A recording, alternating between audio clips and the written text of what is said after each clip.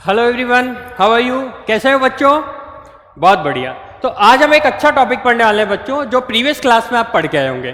Topic बहुत ही interesting होने वाला है क्योंकि इस टॉपिक को इंटरेस्टिंग बना रहे हैं, राइट? सो आज का जो हमारा टॉपिक है वो बेसिकली क्लास 9th में आप पढ़ के आए होंगे, अब वो आपके क्लास 11th में आए, ठीक है? टॉपिक का नाम मैं लिख देता हूं बच्चों। वैसे तो 9th में आपने पढ़ा होगा वर्क, पावर, एनर्जी, बट आज हम यहाँ पे डिस्कस करेंगे केवल वर्क के बारे में, right? What is basically work? Let me write it on board. Work. So what basically is work? In junior classes में या previous classes में जब आप पढ़ के आए होंगे 9th क्लास में, तो आपने पढ़ा होगा वर्क क्या हो रहा है। Like let's take an example. अगर मैं यहाँ पर बैठा हूँ या अगर आपके घर पे बैठे हैं और आपकी मदर आपसे कह रही है और आप सिंपली बस बैठे हैं, like you are scrolling your mobile, और आपकी मदर कह रही है बेटा थोड़ा सा ये काम है ये कर दो, तो आप उन्हें जवाब देते हैं अभी मैं काम कर रहा हूं। दैट मीन्स आप जब मोबाइल को स्क्रॉल कर रहे हैं तो आप काम कर रहे हैं, ठीक है? इसके अलावा साथ के साथ अगर आप बुक रीड कर रहे हैं, आप चल रहे हैं, आप कुछ खाना बना रहे हैं, whatever you are doing is called work. But work की एक बिल्कुल डेफिनेशन अलग है। फिजिक्स में work is completely different, right? So what basically is work in physics? General terms में, जनरल लाइफ में तो आपको पता है मैं कुछ भी कर रहा हूं। इफ आई एम स्लीपिंग, अगर मैं सो रहा हूं, in that case you are doing work, right? You can, अभी मैं सो रहा हूं, दैट मीन्स आप ये कह रहे हैं कि मैं भी काम कर रहा हूं, राइट? बट फिजिक्स में वर्क की कंप्लीट एक डिफरेंट या यू कहें कंप्लीट एक डिफरेंट डेफिनेशन है कि वर्क बेसिकली क्या होता है, राइट? सो इन फिजिक्स और in general daily routine life there is a lot of difference between work, right? So let's have a look on the board के work basically physics में क्या होता है, right? सो मैं यहाँ 3 टर्म लिखूंगा। Work के लिए जो नेसेसरी कंडीशंस है पहले वो देख लेते हैं, फिर डेफिनेशन पे आएंगे, ओके? सो वर्क के लिए सबसे पहले क्या होना चाहिए? कोई बॉडी होनी चाहिए और उस बॉडी पे कोई फोर्स की एप्लीकेशन होनी चाहिए। दैट मीन्स अगर कोई बॉडी है मेरे पास, लेट्स टेक एन एग्जांपल, ये ग्राउंड है आपका और यहां पर एक m मास का कोई ब्लॉक रखा हुआ है, राइट? सो अगर इस ब्लॉक पे किसी भी डायरेक्शन से लेट्स से फोर्स लग रहा है, दिस इज फोर्स, ओके? तो ये फोर्स इस बॉडी पर फोर्स अप्लाई हो रहा है, right? So this is the first prior condition. What will be the second condition? इस फोर्स के कारण, ड्यू टू दिस फोर्स, इस बॉडी में डिस्प्लेसमेंट होना चाहिए, right? Displacement. And what is displacement? Basically shortest distance between any 2 point, right, from initial position to final position. So work के लिए force होना चाहिए और इस बॉडी में मूवमेंट होना चाहिए या डिस्प्लेसमेंट होना चाहिए। लेट्स से ये इसका सेंटर ऑफ मास है, will learn the concept of centre of mass later on.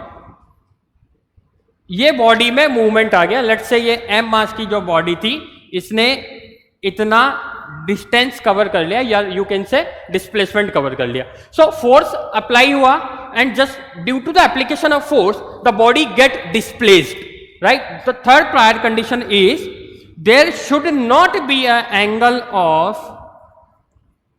90 degree between the force and displacement. So these three are the primary conditions के basically work क्या होता है, right? So ये work की 3 primary condition है। इन तीनों primary conditions को add करके हम work की definition बताते हैं। So ध्यान देना मेरी बात पे। What basically is work? Work is said to be done when a force applied on an object having mass and due to the application of that force the body get displaced other than 90 degree, right? So this is the correct definition of work, okay? So अब आप देखो daily routine life में what we are doing, अगर मैं यहाँ पे खड़ा हूं तो मेरे में डिस्प्लेसमेंट नहीं है, आई एम सिटिंग और हियर। अगर मैं किसी का वेट कर रहा हूं तो मैं काम कर रहा हूं, yes I am waiting for someone.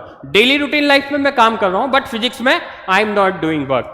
इसी तरह से अगर कोई फुलिश लेबर है और वो दीवार को या बोर्ड को पुश कर रहा है एंड दीवार या बोर्ड आगे नहीं डिस्प्लेस हो रही है, तो इस केस में वो वर्क नहीं कर रहा है, right? So this is the complete definition of work. So what will be the definition? Let me tell you. Work is said to be done, work is said to be done when a force applied on a body and due to the application of that force, that means उस force की application से the body get displaced, right, displaced, right, other than 90 degree. Why I am telling you other than 90 degree, इसको हम आगे पढ़ेंगे जब हम work को मेजर करेंगे, right. So this is the complete definition of work. ये वर्क की डेफिनेशन है जो आपको याद कर दी है, ठीक है. I am repeating it. Whenever force applied on a body and due to the application of that force the body get displaced from its initial position to final position and other than 90 degree, in that case the work is said to be done. Okay, so let me remove it. Okay, now types of work. So how to measure the work. हम आप definition के बाद आते हैं. जो हमारा next topic है उसका नाम है measurement ऑफ वर्क. देखो बच्चों, अभी हमने डेफिनेशन पढ़ी कि वर्क बेसिकली होता क्या है, राइट. अब हम पढ़ रहे हैं कि वर्क को मेजर कैसे करते हैं. सपोज अगर मैं सो रहा हूं तो मैंने कितना काम किया. अगर मैं इस दीवार पे धक्का लगा रहा हूं तो मैंने कितना वर्क किया. अगर मैं किसी बॉक्स को, इस बॉक्स को एक स्ट्रेट पाथ पे अगर मूव कर रहा हूं तो मैंने कितना काम किया. अगर मैं इंक्लाइंड प्लेन के थ्रू इसको मूव कर रहा हूं, अप या स्लाइड कर रहा हूं, तो मैंने कितना काम किया. ये हम पढ़ेंगे कि वर्क कैसे मेजर किया जा सकता है. तो वर्क मेजर करने के बेसिकली दो तरीके हैं. What are the two methods? First, and let me write it down over here, second. ठीक है. तो देखो बच्चों, सिंपल सी बात है. सपोज एक मास यहां पर है having m, right, it is lying on a ground, right. So यहां पर अगर मैं इसको एक फोर्स की इस डायरेक्शन में इसको एक फोर्स देता हूं और मैंने फोर्स इस डायरेक्शन में लगाया और इसमें डिस्प्लेसमेंट हुआ in this direction. So I am representing the force by F and representing the D as a displacement. So there is an angle between this and this angle is known as theta. Like it is an example of when you are, जब आप trolley bag को खींचते हैं. सो trolley bag में basically क्या होता है बच्चों, मैं ट्रॉली बैग को इस तरह से खींचता हूं बट उसमें डिस्प्लेसमेंट होता है along the horizontal, right. So देखो मैंने क्या करा, सपोज ये ट्रॉली बैग है, इसको मैं फोर्स लगा रहा हूं और इसमें डिस्प्लेसमेंट हो रहा है इन दिस डायरेक्शन, राइट. सो यहां पे अब हम पढ़ के आए हैं resolution of the vector. Okay, जब ये थीटा एंगल आ जाता है तो हम इसे यहां से, अगर मैं फोर्स के कंपोनेंट की बात करता हूं तो फोर्स के यहां पे दो कंपोनेंट होंगे. One is along the horizontal, other one is perpendicular the horizontal, right, perpendicular from this point of application. So यहां पर फोर्स का एक कंपोनेंट हो गया F cos थीटा. ये आप अच्छे से पढ़ के आए कि जिधर थीटा के साथ जो एंगल बनाता है वहां cos थीटा होता है और उसके अपोजिट डायरेक्शन में यहां पर ये होता है F sin थीटा, राइट. सो अब हम जब वर्क की कैलकुलेशन करते हैं, हम डेफिनेशन में पढ़ के आए कि वर्क बेसिकली क्या होता है. वर्क ये होता है जब कोई फोर्स बॉडी पे अप्लाई हो रहा हो तो हम ये कहते हैं, यहां से लिखते हैं, जो वर्क होगा वो फोर्स अप्लाइड होगा एंड डॉट डी. ये डॉट प्रोडक्ट है रेजुलेशन ऑफ वेक्टर में. अगर हम इसको रेजुलेट करते हैं तो यहां से आता है एफ, ये वाला cos theta multiply by D. Then in this case F cos theta multiply by d. It is not a dot product, it is simply multiplication. So we can write over here what is basically work. It is f d cos theta. So this is the measurement of work. अब कैसे major कर सकते हैं बच्चों? Suppose अगर मैंने कहा कि 5 न्यूटन का फोर्स मुझे लगाना है और बॉडी में 2 मीटर का डिस्प्लेसमेंट आया है और दोनों के बीच का एंगल कुछ दे दिया, मान लीजिए थीटा दे दिया, तो यहां पे कैसे आ जाएगा, 5 2 मल्टीप्लाई बाय 10, तो work done is equal to 10 cos theta. Similarly in the next way, अगर मैंने यहां पे फोर्स के कंपोनेंट ना ब्रेक करके मैं डिस्प्लेसमेंट के कंपोनेंट ब्रेक करता हूं. सपोज यहां पर मेरे पास एक बॉडी है, it is lying on the ground और यहां पे एक मास है m मास, राइट. अब इस पे फोर्स लग रहा है इस डायरेक्शन में, again taking the example of trolley bag, और इसमें डिस्प्लेसमेंट हो रहा है इस तरफ. सो this is the force and this is the displacement, right, in this direction. This arrow is showing the direction. अब हम देखते हैं बॉडी का मास m है, राइट, फोर्स लग रहा है, दोनों के बीच का एंगल लेट्स से थीटा है. ओके, नाउ अब हम फोर्स के जो कंपोनेंट ब्रेक करेंगे. सो देखो फोर्स के जब हम कंपोनेंट ब्रेक करेंगे इसमें तो हमें पता लगा ये F cos थीटा है एंड ये F sin थीटा है. Now what we are doing, हम कंपोनेंट ब्रेक करने वाले हैं डिस्प्लेसमेंट के. So how we can break the component of displacement. Like ये देखिए आप, एक कंपोनेंट ये और इसके परपेंडिकुलर एक कंपोनेंट ये. सो ये वाला जो कंपोनेंट होगा डिस्प्लेसमेंट का और ये वाला जो कंपोनेंट होगा, तो ये कंपोनेंट हो जाएगा d cos थीटा. क्यों मैंने cos थीटा लिखा, क्योंकि ये डिस्प्लेसमेंट का थीटा के साथ जो एंगल बना रहा है that is cos theta, that is cos theta. एक बार फिर बना देते हैं, राइट. ओके, सो ये d cos थीटा और इनके साथ अपोजिट साइड में होगा d sin theta, d sin theta. यहां पे बच्चों एक क्वेश्चन आ रहा होगा आपके दिमाग में कि सर ये जो है आप साइन थीटा वाला कंपोनेंट क्यों नहीं ले रहे हैं. तो उसका रीजन हम आगे अभी बताने वाले हैं, ठीक है, आगे की स्लाइड्स में. सो यहाँ पे अभी हम वर्क जब कैलकुलेट करते हैं तो वर्क बेसिकली क्या होगा, अब हम इसको डेफिनेशन वाले रूप में लिखना चाह रहे हैं कि जब force applied on a body multiply by the displacement, ध्यान से देखना, in the direction of force. अब देखो जब हम कंपोनेंट ब्रेक कर देते हैं तो इसका कोई मीन नहीं रह जाता. अब देखो इसका जो डिस्प्लेसमेंट का जो कंपोनेंट है वो किसकी डायरेक्शन में, फोर्स की डायरेक्शन में. You can C over here, देखो यहां पे जो डिस्प्लेसमेंट का जो कंपोनेंट है वो फोर्स की डायरेक्शन में है. तो यहां से हम लिख सकते हैं force multiply by displacement in the direction of force, applied force. तो यहां से हम लिख सकते हैं फोर्स को है F और multiply by, simply multiply by displacement in the direction of force. उसकी वैल्यू क्या है, d cos थीटा. तो यहां से लिख सकते हैं d cos थीटा और इस पूरी टर्म को मैं वापस से लिख सकता हूं F d cos थीटा. चलो इसको इक्वेशन नंबर 1 सेकंड दे देते हैं और this will be equation number 1, right. So मुझे ये बताओ इक्वेशन 1 और इक्वेशन 2 में क्या डिफरेंस है. नथिंग, कोई डिफरेंस नहीं है. तो इक्वेशन 1 एंड इक्वेशन 2, तो अगर मैं फोर्स के कंपोनेंट ब्रेक कर रहा हूं या डिस्प्लेसमेंट के कंपोनेंट ब्रेक कर रहा हूं, दैट मींस दोनों का रिजल्ट, दोनों ही हमें मेजरमेंट ऑफ वर्क देंगे. ओके, इसलिए मैंने आपको दोनों तरीके बताएं, आप कोई सा भी यूज कर सकते हैं. बट यहां पे अब आपको लिखना है इसी टर्म डेफिनेशन में, इसी टर्म में आप लिख सकते हैं इसको, यहां लिख सकते हैं डिस्प्लेसमेंट, क्योंकि डिस्प्लेसमेंट का कोई कंपोनेंट हमने ब्रेक नहीं किया है. तो डिस्प्लेसमेंट मल्टीप्लाई बाय ये क्या है बच्चों, F cos थीटा. तो ये फोर्स का कौन सा कंपोनेंट है, जो डिस्प्लेसमेंट की डायरेक्शन में. तो displacement multiply by force in the direction of, yes, in the direction of, very good, in the direction of force, in the direction of displacement. यहां पे आएगा in the direction of displacement, right. क्योंकि देखो यहां पे F cos theta किसकी direction में, displacement की डायरेक्शन में, राइट.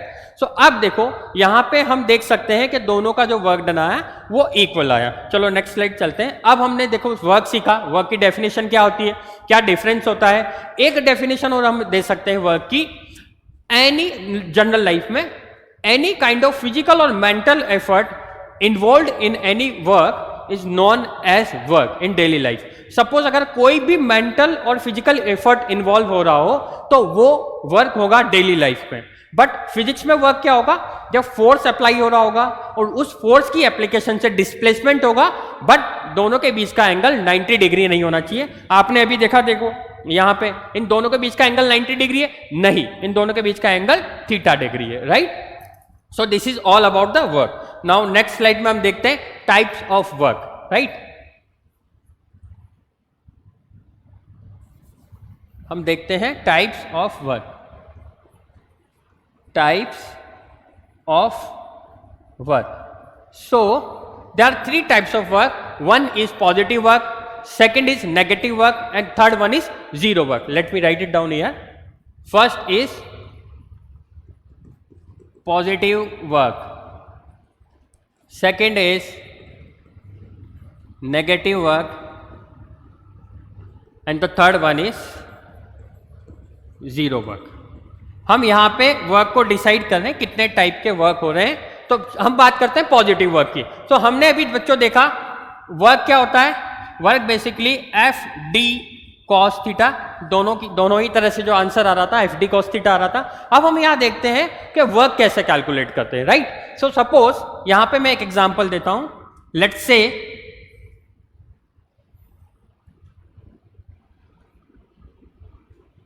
60 डिग्री एक बॉडी है यहां पर, उस पर एक फोर्स अप्लाई हो रहा है, let's say 5 newton of force applied in this direction and displacement जो आया उस बॉडी में वो आया, displacement is 2 metre. Okay, so now you can see the put the value and get the answer. तो वर्क कैसे कैलकुलेट करेंगे हम, देखो एफ है 5 newton multiply by 2 multiply by cos और थीटा की जो वैल्यू है 60, राइट।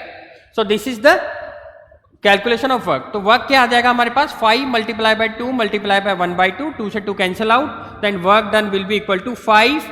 एंड देखो यूनिट क्या होती, यूनिट थी न्यूटन, फोर्स की यूनिट थी न्यूटन, डिस्प्लेसमेंट की यूनिट क्या थी बच्चों, metre, and this newton into metre converts as a joule, so it is 5 joule work done by a body. So this is the way how we can calculate the work. अब ये जो work आया तो यहां you can see, देखो positive angle है यहां पर, तो हम ये कह सकते हैं कि अगर थीटा की जो वैल्यू होगी वो 0 से ग्रेटर देन और इक्वल रहेगी एंड लेस देन और इक्वल रहेगी, less than only, less than रहेगी, वेट, सो जो थीटा की वैल्यू रहने वाली है वो यहां से greater than equal to 0 degree and less than 90 degree. In this case जो भी वर्क आएगा वो पॉजिटिव वर्क आएगा। यू कैन सी, देखो यहां पे प्लस आ रहा है। अच्छा, पॉजिटिव क्यों आएगा, आप देख सकते हैं कि 0 से 90 डिग्री के नीचे तक जो थीटा की वैल्यू, कॉस थीटा की वैल्यू आएगी वो कैसी आती है बच्चों, ऑलवेज पॉजिटिव। तो यहां जो भी रिजल्ट आने वाला है वो पॉजिटिव रिजल्ट आने वाला है और इसको हम कहेंगे पॉजिटिव वर्क, राइट। सो इसको हम नाम देंगे बच्चों पॉजिटिव वर्क। क्यों पॉजिटिव वर्क, क्योंकि थीटा की वैल्यू पर डिपेंड कर रहा है कि वर्क डन कैसा होगा। सिमिलरली नेक्स्ट स्लाइड में हम देखते हैं negative work, it's negative work. What basically is negative work, देखो बच्चों अगर जो थीटा की वैल्यू है, लेट्स से थीटा की वैल्यू अगर मैं 180 डिग्री रखता हूं, नेगेटिव वर्क कैसे होगा, यहां पे देखो सपोज यहां पर एक यू कैन से एक रॉड रोलर है या एक ग्रास रोलर है, वो आगे इस तरफ से जा रहा है और ऐसे डिस्प्लेसमेंट लग रहा है, या आप कह सकते हैं कि कोई कार है और वो आगे मूव कर रही है और सडनली मैंने अगर ब्रेक लगाया तो ब्रेक ने फोर्स लगाया अपोजिट डायरेक्शन में, फिर भी डिस्प्लेसमेंट हुआ इस डायरेक्शन में, राइट। सो ब्रेक ने जो फोर्स अप्लाई किया वो डायरेक्शन ये है, ये पॉइंट ऑफ एप्लीकेशन है and this one is the displacement. तो यहां से अगर हम वर्क कैलकुलेट करेंगे तो वर्क क्या हो जाएगा बच्चों, यहां पे you can see the angle is 180 degree, तो एफ डी कॉस 180 डिग्री। अगर मान लीजिए फोर्स की वैल्यू ले लेते हैं 5 न्यूटन, डिस्प्लेसमेंट की वैल्यू ले लेते हैं 2 metre, in that case what will be the answer, you know cos 180 degree is equal to -1। सो यहां पे जो मेरे पास वर्क आएगा बच्चों 5 मल्टीप्लाई बाय 2 मल्टीप्लाई बाय -1, तो यहां पे जो वर्क की वैल्यू आई वो कितनी आई, -10 joule. This is the negative work done. Okay, so based on the theta, based on the value of the theta we can get the positive work and negative work. So last and most हम देखते हैं zero work done. अच्छा, work done zero भी होता है, वाह बढ़िया, अच्छी बात है। हमने देखा positive work done, negative work done. अगर थीटा की value, let's say negative work done में आप देखें यहां पे थीटा की जो वैल्यू है, थीटा की जो वैल्यू है वो अगर थीटा की वैल्यू 190 डिग्री से ग्रेटर एंड इक्वल टू और less than to 180 degree, then cos की जो वैल्यू आने वाली है बच्चों वो यहां से हमेशा माइनस आने वाली है। इस केस में जो वर्क डन होगा वो हमेशा नेगेटिव वर्क डन होगा। Now come to the next point जो कि है zero work done. What basically is zero work done, अपने अपने हेडिंग डाल लो। Third one is zero work done. Zero work, what is zero work done, suppose मैं यहां पर एक बॉडी है, बॉडी का मास m है, इस बॉडी पे जो फोर्स अप्लाई हो रहा है, ये बॉडी यहां पर है और इस बॉडी पे डिस्प्लेसमेंट हो रहा है इस तरफ, and work done by gravity जो कि होता है नीचे की तरफ, अर्थ इसको अपने एक फोर्स से खींचती है और इस फोर्स की जो वैल्यू होती है वो mg फोर्स होता है, right? Attraction of acceleration due to gravity multiply by the mass of the body, ये फोर्स अप्लाई हो रहा है और ये डिस्प्लेसमेंट आ रहा है। सपोज अगर यहां पर एक कोई बॉक्स है और ये स्ट्रेट है और मैं उस बॉक्स को इस डायरेक्शन में पुश कर रहा हूं तो उसमें डिस्प्लेसमेंट आ रहा है। बट अगर मैं ग्रेविटी की बात करता हूं तो ग्रेविटी बच्चों यहां पे बहुत इंपॉर्टेंट टर्म है, वर्क डन बाय हुम। अभी हम इसको पढ़ेंगे, बट अभी मैं अपने फोर्स की बात नहीं कर रहा हूं, जो मैं फोर्स उस पर लगा रहा हूं that is muscular force. Now we are talking about the force which is apply by gravity. और आप पढ़ के आए हैं कि ग्रेविटी की जो डायरेक्शन होती है हमेशा टुवर्ड्स द अर्थ सेंटर होती है, डाउनवर्ड नहीं बोलना हमें, towards the centre of earth रहेगी, राइट? सो ये मान के चलते हैं अर्थ का सेंटर है नीचे की तरफ और इसमें बॉक्स में डिस्प्लेसमेंट है इस तरह से, राइट? दोनों के बीच का एंगल 90 डिग्री है। तो अगर मैं डिस्प्लेसमेंट मान लेता हूं 5 मीटर एंड इस बॉडी का जो मास है वो ले लेते हैं लेट्स से 10, तो यहाँ पे वैल्यू आ जाएगी जी की वैल्यू अगर अपन 10 लेते हैं अप्रोक्सीमेशन वाली 10 मीटर अपॉन सेकंड स्क्वायर और मास की वैल्यू 10 kg लेते हैं तो यहाँ से हमें मिलता है 100 न्यूटन का फोर्स, राइट? सो 100 न्यूटन से बॉडी को अर्थ अपने सेंटर की तरफ अट्रैक्ट कर रही है और उसमें डिस्प्लेसमेंट हो रहा है 5 मीटर का। नाउ कैलकुलेट द वर्क, फटाफट से कैलकुलेट करो, स्क्रीन पॉज करके कैलकुलेट करो। तो कैसे कैलकुलेट करते हैं? F d cos theta, this is the formula. तो यहाँ पे जो वर्क आएगा एफ की वैल्यू बेटा कितनी आ रही है 100 newton multiply by 5 metre multiply by cos 90 degree. और हम जानते हैं बच्चों जो कॉस 90 डिग्री होता है इज इक्वल टू 0। सो इस केस में वर्क डन जो आएगा बच्चों, this all terms comes to 0, तो टोटल टर्म 0 जूल। इस केस में हम क्या कहेंगे कि वर्क डन बाय ग्रेविटी, तो यहां पे मैं लिख देता हूं work done by the gravity is 0 joule. But if we are calculating the work done by me वो 0 नहीं होगा। सो यहां पे एक इंपॉर्टेंट चीज हमने पढ़ी है कि हमेशा जब भी अगर आप क्वेश्चन को रीड करें, कोई भी प्रॉब्लम सॉल्व करने जा रहे हो वर्क की, तो हमेशा कीप इन योर माइंड कि वर्क डन बाय होम, किसने वर्क डन करा और किसके वर्क को ये पूछ रहा है। ये अगर आपने अपने माइंड से क्वेश्चन करा कि work done by gravity is 0 but work done bye muscular force, अगर मैं कोई फोर्स अप्लाई कर रहा हूं मान लीजिए लेट्स से 10 न्यूटन का, तो इस केस में मस्कुलर फोर्स में क्या होगा 10 मल्टीप्लाई बाय 5 और दोनों के बीच का एंगल 180 डिग्री, सॉरी दोनों के बीच का एंगल 0 डिग्री क्योंकि डायरेक्शन सेम है। तो वर्क डन कितना आ जाएगा बच्चों यहाँ पे, वर्क डन आ जाएगा 10 मल्टीप्लाई बाय 5 और कॉस 0 डिग्री की वैल्यू 1 मल्टीप्लाई बाय 1, तो वर्क डन बाय कितना आ गया 50 जूल। यू कैन सी इसी प्रॉब्लम में वर्क डन 0 आ रहा है and work done bye boy, you can सी अगर कोई यहाँ पे कोई बॉय है, ठीक है, वो ये फोर्स लगा रहा है, तो इस केस में work done bye boy is 50 joule and work done by gravity is 0, right? Okay, so this is all about the work. अभी तक यहां करें, इसके बेसिस पे जितने भी क्वेश्चन है उसे सॉल्व करने की कोशिश करें, डीपीपी करें और प्रैक्टिस पेपर करें। तब तक के लिए thank you very much, all the very best, bye.